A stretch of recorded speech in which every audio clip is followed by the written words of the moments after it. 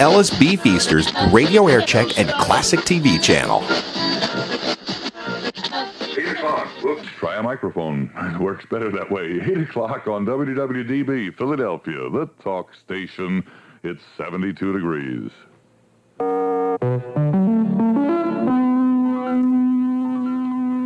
The Atlanta Constitution is reporting this morning that the government investigation of Bert Lance and his finances is complete. That report on the budget director, according to the newspaper, goes to a congressional panel for review this week. Rain from Hurricane Doreen whipped the sandy deserts of Southern California yesterday, washing out a road between Los Angeles and Las Vegas. We talked with Butch Korfman at an all-night gas station in Brawley, California, who said cars were being washed off the road. Four-wheel drive pickup camper. One of my friends was in a car behind it, and he saw it get just plain washed off the road. It looked like a little river.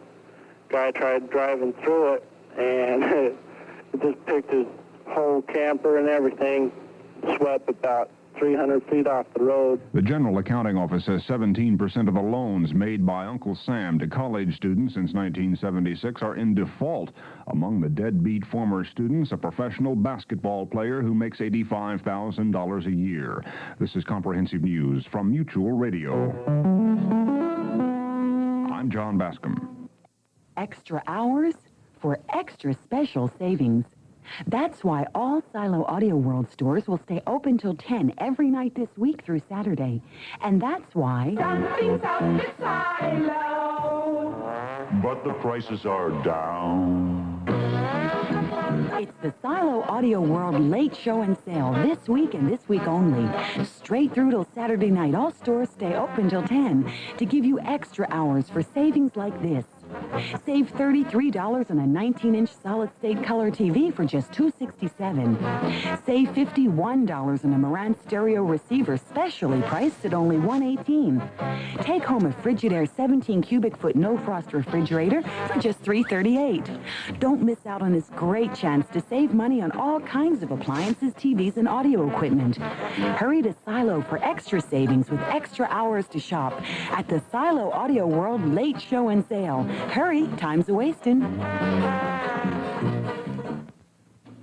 From the newsrooms of WWDB, the time 8:02, 72 degrees, and the impasse still on. House leaders couldn't round up those needed votes for the budget yesterday, so they simply adjourned the House until today. House Majority Leader Jim Mandarino said he was still 3 votes short. He contended that about 10 Republicans wanted to vote for the budget, but frankly were pressured too much. That is by their leaders and their colleagues not to support the $5 billion spending plan for the Commonwealth. In addition, several Democrats were missing from the House floor. State Rep Amos Hutchinson of Westmoreland County was taken briefly to Harrisburg Hospital. He said later, back at his office, that he felt just a little bit sick and had decided to go to the hospital emergency room. Before giving up for the night last evening, Democrats blocked that Republican-sponsored plan that would have restored all money to welfare recipients. The Democrats voted 97 to 94 to recommit a bill the Republicans wanted to amend with a stopgap proposal.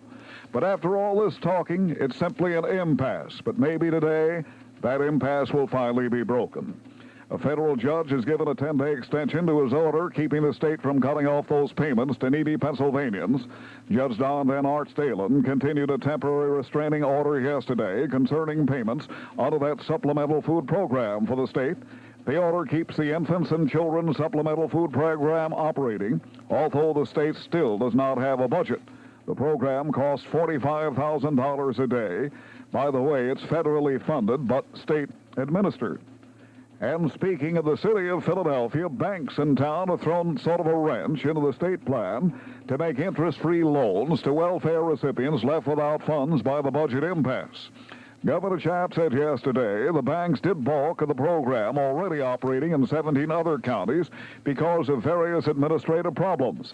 This decision leaves almost half of the Commonwealth's 804,000 welfare recipients with absolutely no emergency source of money. Leslie Butler, Secretary of the Clearinghouse Association, said this plan was rejected because it would be physically impossible to issue checks to the various recipients. The sad story of 2 men killed last evening as they stood beside a disabled car along the Schuylkill Expressway west of the city. Police say a state trooper and a tow truck driver knocked about 100 feet when they were struck by a car. The truck driver, identified as 33-year-old James Della of this city. The name of the trooper still evidently withheld until the family is finally notified. Police say the driver of the other car was a 20-year-old Norristown man on his way to a funeral. No charges placed against him. Well, the battle over Bell Telephone's $139 million rate request has entered one of its last phases.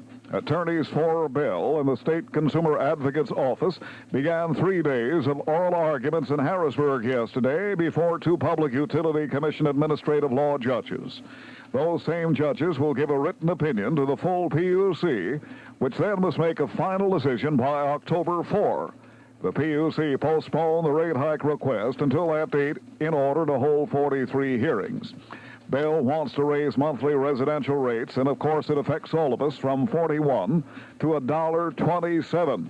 Double pay phone calls at 20 cents, and also charge for directory assistance. We'll know by October what's cooking. You're with us here at WWDB News. It's 6 past the hour of 8. And in faraway Florida, at least 13 Philadelphia youngsters, members of a Shriners Drum and Bugle Corps from the city, rushed to a hospital in Florida late yesterday. Police say they apparently were hit with food poisoning. A hospital spokesman said, quote, "A lot of the kids are pretty sick." Lieutenant Andy Clavello of the Dade County Fire Department Rescue Squad in Bal Harbor in Florida said the youngsters, aged 9 to 17, complained of severe tummy cramps, dizziness, headaches, and nausea. Police said the kids apparently ate pancakes together last night at a restaurant in Florida. We checked early today, and they seem to be A-OK. One man killed, another injured last night when a small plane crashed into Tinicum Township up in Bucks County. The cause of that crash, about 7 miles from the Van Sant Airport, still under investigation as of this moment. The victim, 21-year-old John DePete Jr. of Doylestown, 25-year-old Alan Nowicki of Ottsville, admitted to the St. Agnes Hospital Burn Center in critical condition with burns over 60% of his body. Well, now to see what's doing in New Jersey, Trenton authorities say a bomb, the cause of the destruction of a doorway at a branch of the National State Bank yesterday. Luckily, in the city of Trenton, no injuries there.